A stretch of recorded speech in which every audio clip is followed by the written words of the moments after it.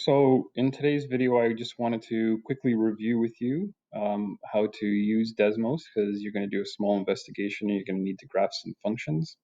So a few things. One, remember that if you come over here to the wrench, if you tap on the wrench, you can put this into projector mode. Again, that's my preference, just makes the lines a little bit easier to see.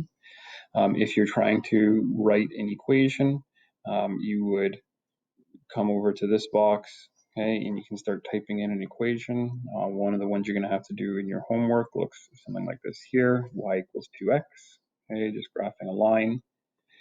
You're also going to have to go back to our last unit and graph a parabola, so y equals x, and then don't forget that we need to enter the square. To do that, if it's not already, the tools aren't already open, there is at the bottom a little keyboard that you can click on, and that gives you a whole bunch of functions that you can use.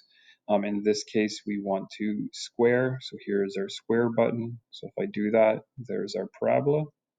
And the new one we're going to graph is from this last unit, our exponential function, so something like, say, y equals 2, and now we want to the exponent x.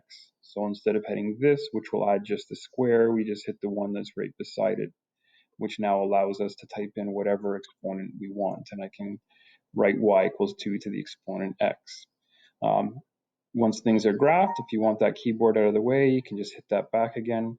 Remember that you can click on the graph, okay, and you can pull and drag that around as you're trying to look at and compare these graphs. You can keep pulling this further down. We want to see what's happening way up here. Okay, the blue and the green one are very close to each other. So in the investigation, you're going to have to take a look at what the difference is between those two.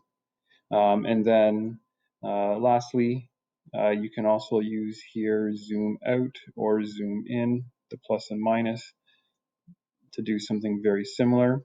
And at any point, if you want to get back to what the original screen was, that's what this little home key does at the bottom. If you hit the home button, it takes it back to the original settings for that graph.